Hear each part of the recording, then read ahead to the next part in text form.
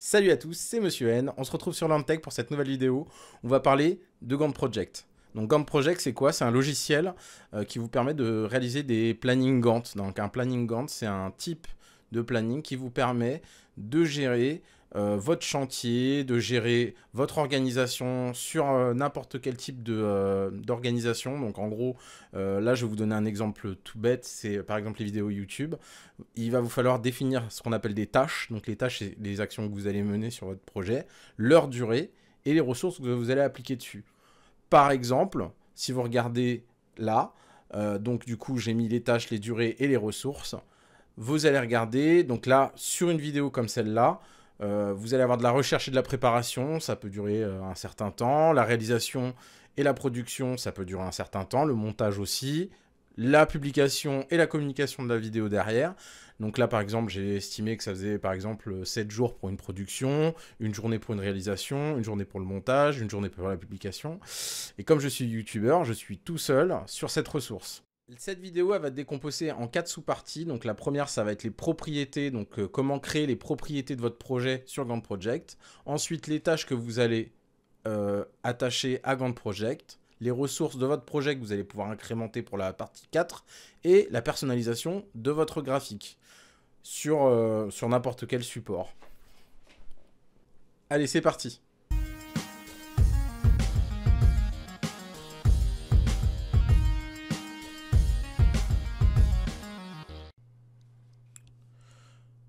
Donc, on se retrouve sur le bureau. Et donc, on clique sur l'icône Gantt Project.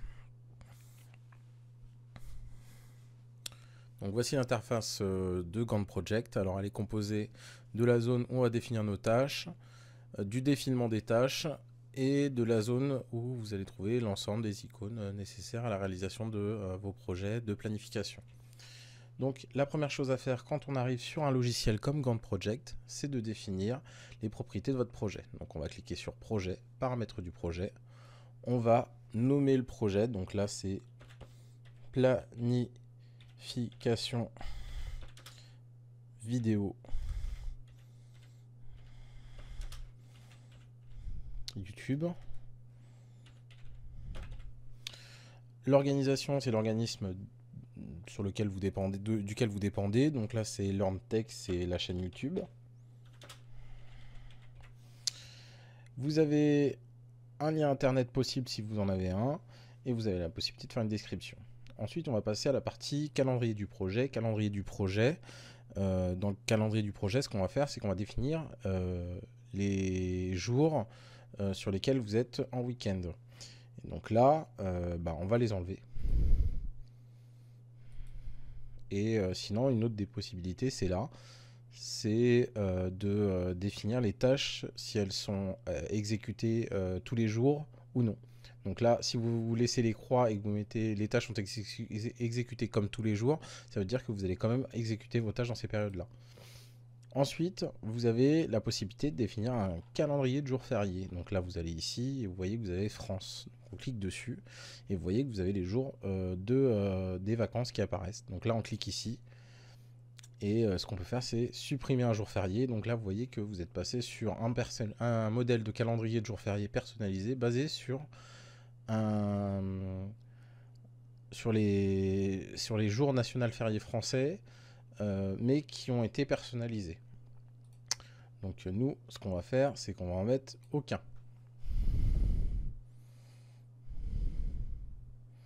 Et là, on va aller dans les rôles maintenant. Donc là, les rôles, c'est les tâches dont on va avoir besoin. Donc il y en a certains qui sont déjà définis dans le logiciel, mais c'est des rôles spécifiques à votre corps de métier qui vont apparaître. Donc par exemple, sur les chantiers, vous allez avoir des maçons, etc. Des maçons, des ouvriers, des chefs de chantier, des chefs d'équipe, des conducteurs de travaux et ainsi de suite qui vont intervenir sur les chantiers, des chauffeurs d'engins, chauffeurs de grue et autres. Là, quand vous êtes sur une vidéo, alors on va ajouter des rôles. Réalisateur.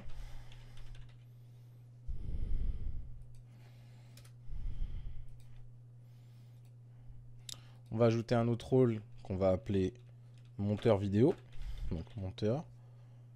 On va ajouter un ingé son.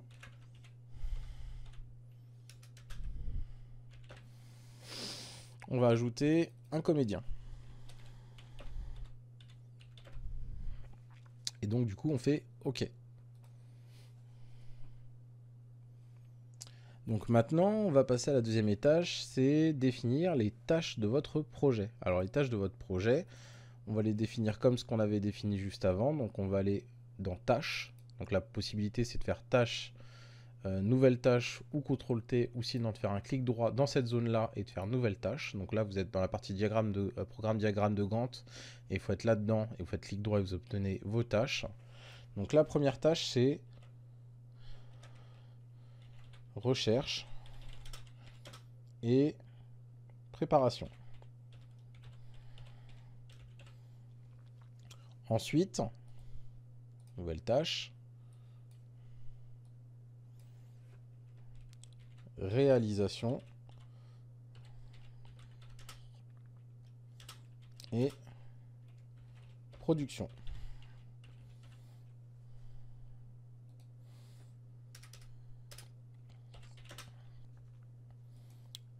Troisième tâche, montage. Et dernière tâche, on va faire publication et communication. Voilà. Et donc là, la particularité, c'est que vous vous rendez compte que recherche et préparation, ça fait que un jour. Comme les autres d'ailleurs, les trois autres par contre c'est un jour, on avait défini que ça serait un jour. Mais donc celle-là, recherche et préparation, on va la changer pour la mettre en 7 jours. Et là on fait donc du coup clic droit et on fait propriété de la tâche. Et on va aller dans général, durée. Et là vous voyez que vous pouvez changer. Donc là on va mettre 7 jours, on va faire OK. Vous voyez que votre tâche s'est rallongée. Par contre c'est toujours pas bon parce que votre recherche et préparation, la réalisation et la production, elles commencent en même temps, ce qui n'est pas possible. Et le montage non plus, la publication ne peut pas démarrer avant, alors que la recherche et la préparation ne sont pas finies. Donc ce qu'il faut faire, c'est qu'on va faire un clic droit ici, clic go, on va double-clic sur la partie réalisation et production. Et ce qu'on va faire, c'est qu'on va aller dans précédent. Et là, on va dire que la tâche précédente, c'est recherche et préparation, et on fait OK. Et donc ça nous décale bien la tâche. Le montage et la publication, c'est bien particulier. J'aimerais bien que ça se fasse dans la même journée. Donc du coup, je vais tenter de les placer en même temps à cet endroit-là. Donc là, on clique ici, on fait clic droit, propriété de tâche. Et là, on fait précédent.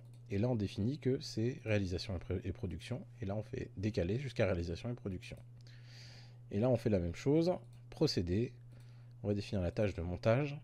Et vous voyez que c'est pas bon parce que justement, ça suit. Donc le but, c'est de le mettre ici. Donc il faut vraiment faire attention et décaler comme il faut au niveau de la zone de précédent et aller sur réalisation et production et on fait OK. Et donc voici donc votre organisation de vos tâches dans votre planning Gantt qui sont réalisées. Donc là, la prochaine tâche, ça va être de définir les ressources de votre projet. Alors les ressources, c'est donc les personnes, et donc ça se fait ici. Donc il y a trois possibilités de le réaliser, ou vous décidez directement de faire ressources et nouvelles ressources, et là vous allez définir vos nouvelles ressources, ou vous allez dans diagramme, vous faites clic droit, nouvelle ressource, ou sinon CTRL H, comme tout à l'heure. Donc là, ce qu'on va faire, c'est qu'on va définir notre réalisateur. C'est ce que je vous avais dit, il y avait donc plein déjà de corps de métier qui étaient indiqués, sauf que du coup, nous, on a réalisateur qui est présent ici. On fait OK. Nouvelle ressource. Monsieur N2. Et là, on va faire comme ça. Et on va définir monteur. On va faire OK. Nouvelle ressource. Monsieur N3. Définir une nouvelle ressource. Ingé son. On fait OK. Et notre dernier, Monsieur N4. Qui lui sera le comédien. Donc du coup, quand vous êtes ici, vous vous rendez compte que vous avez défini vos ressources, mais par contre que vous n'avez pas encore défini et attaché vos ressources à vos tâches. Alors comment on va faire? On va aller sur le diagramme de Gantt, on va faire un clic droit ici, on va faire propriété de tâche, et on va aller dans ressources. Donc on va définir nos ressources, et donc la première ressource qu'on va avoir besoin pour rechercher préparation, ça va être d'avoir notre réalisateur, donc qui va être présent ici. Donc là, on va faire OK, on va le valider. Et vous voyez qu'il apparaît maintenant déjà à sa place. Donc ici, pour la réalisation des productions, on va aller faire les ressources. Et dans la réalisation des productions, il nous faut le réalisateur, ensuite l'ingé son, et le dernier, le comédien. Et là, on fait OK, et vous allez voir qu'ils apparaissent aussi tous les droits sur cette zone-là. Et on va arriver sur la dernière tâche, l'avant-dernière tâche, donc montage. On va faire recherche. On va dire que là, on a besoin de N2 et de N3, donc de notre monteur et de notre ingé son, et on va faire OK. Et donc ici, on va faire ressources, et on va définir nos dernières tâches. Donc là, on va dire qu'il y a le producteur, l'ingé son, et le comédien qui font la publication et la communication. On fait OK. Et donc là, du coup, on va se rendre compte qu'il y a un souci. Donc là, ici, déjà que je suis tout seul à réaliser les vidéos, et bah, je me retrouve à avoir besoin de 2 fois moins d'ingé son. Donc là, on est à 200%. Donc ce qu'il faut faire, c'est enlever ce 200%. Et comment on va faire? Tout simplement en revenant ici. Et on va pouvoir gérer notre personnel. Donc ici, en faisant nouvelle tâche, propriété de tâche, pardon, ressources. On va enlever le N3. Donc pour enlever une ressource, on clique sur la ressource qu'on souhaite enlever et on supprime. Et on fait OK. Et donc là, quand on revient sur le diagramme de recherche, on se rend compte rapidement qu'il n'y a plus de problème et qu'on est bien placé au niveau de notre personnel. Donc ça nous évite d'avoir un manque de personnel à un moment, ou en tout cas de savoir si on va avoir besoin de récupérer un personnel pour cette période-là. Donc la dernière chose à réaliser, ce qu'on va faire, c'est qu'on va définir, c'est qu'on va personnaliser notre graphique. Alors pour personnaliser notre graphique, ce qu'on va faire, c'est qu'on va aller dans éditer, on va aller dans préférences. Et dans préférences en général, ici vous avez des choses à modifier si vous le souhaitez, mais le plus intéressant ça va être ici, donc parcourir. Là ici, ce qu'on va faire, c'est qu'on va aller dans data, dans image du site, on va chercher le logo numéro 2, et je vais vous expliquer tout de suite pourquoi le logo numéro 2 et pas le logo numéro 1, et on va faire OK. Alors il apparaît pas tout de suite ici, mais quand vous rouvrirez, vous verrez que votre logo apparaîtra. Alors, pourquoi je vous ai dit que j'ai pris le logo 2 et pas le logo le premier? C'est simplement parce que le premier, c'est un 800 pixels sur 800 pixels, et que du coup, ça vous faisait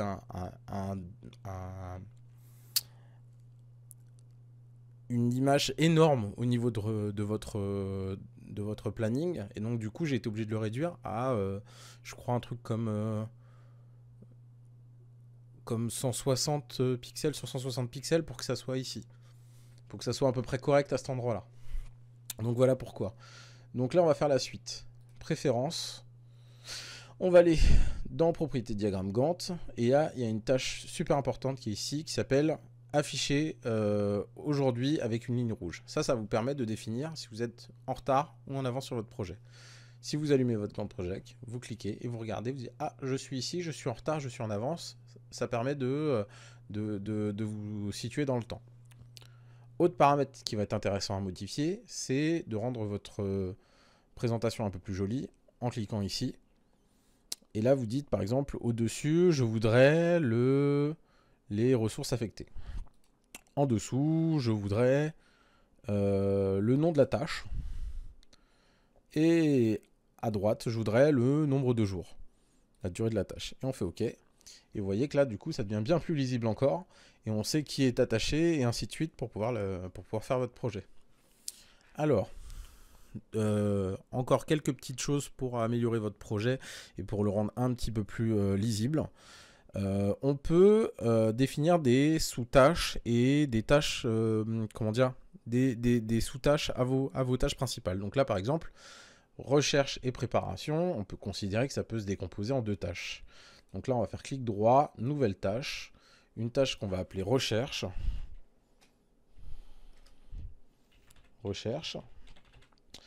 Et on va faire une nouvelle tâche qu'on va appeler préparation. Et donc la tâche recherche et préparation, elles n'ont pas la bonne taille, donc on fait clic droit, propriété de tâche. On va définir que la recherche, c'est important et qu'on va lui mettre 4 jours. Et que la préparation, vu qu'on a fait des belles recherches, bah, la préparation, elle va pas être si énorme que ça. Donc, elle va être propriété de tâche et on va définir que ça va être une tâche à 3 jours. Et ça tombe bien parce que ça nous fait 7 jours. Le problème, c'est qu'elles sont toujours pas alignées. Donc, il va falloir les aligner. Clic droit, propriété de tâche. Ce qu'on va faire, c'est qu'on va définir le précédent. Et on va dire que là, le précédent, il n'y en a pas pour cette tâche-là.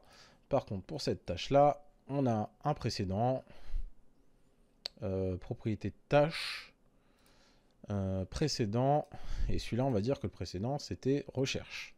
Et on fait OK. Et donc là, par contre, du coup, on n'est pas encore parfait. Et vous allez voir que c'est différent selon le type de logiciel Gantt que vous avez.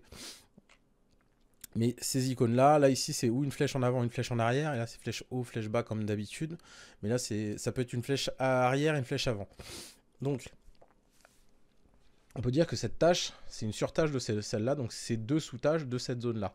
Donc, pour définir que c'est des surtâches, donc, première chose, ce qu'on peut faire, c'est décaler les tâches les unes par rapport aux autres pour rendre plus joli au niveau du graphique. Donc, par exemple, si on souhaite monter cette tâche, on fait ça. Comme ça, on peut le faire, il n'y a pas de souci. Ça marche aussi ici, monter, descendre, en faisant clic droit. Et l'autre possibilité, justement pour rendre les sous-tâches et les surtâches présentes, vous cliquez ici, vous faites clic droit. Alors, indenter, ça marche pas ici. Alors, ce qu'on va faire, c'est qu'on va aller ici. Voilà, indenter et indenter. Donc voilà, vous êtes indenté sur vos 2 tâches. Et donc du coup, cette tâche-là, hop, si on fait ça, ça la ferme. On ne voit plus apparaître, mais il y a bien 2 tâches qui sont intégrées dedans et qui sont indentées. Donc là, quand on est ici, on fait clic droit par exemple, et vous vous rendez compte qu'on peut normalement annuler l'indentation, etc. Mais du coup, vous pouvez indenter vos tâches les unes dans les autres pour que ça soit un peu plus esthétique et plus simple à utiliser. Une des dernières fonctionnalités que je vais vous expliquer aujourd'hui, c'est cette fonctionnalité-là. Parce qu'en fait, on peut rendre la présentation un petit peu plus jolie en faisant par exemple clic droit, propriété de tâche, et vous voyez qu'ici vous pouvez changer la couleur. Donc là, si vous faites ça, vous pouvez définir que cette couleur, c'est la tâche de cette couleur-là, et ainsi de suite, et vous pouvez modifier les couleurs et rendre votre projet plus esthétique. Et la dernière chose que je peux vous montrer, c'est quand on fait clic droit, nouvelle tâche, non, propriété de tâche. Ici, par exemple, vous avez le bloc-notes. Et là, ici, par exemple, pendant les recherches, je me suis rendu compte qu'il y avait un problème sur la taille des logos. Et là, quand vous faites ça, vous faites OK. Et vous voyez que quand vous allez dessus, propriété. Voilà, c'est tout pour cette vidéo. On se retrouve bientôt. C'était Monsieur N sur LearnTech. Salut!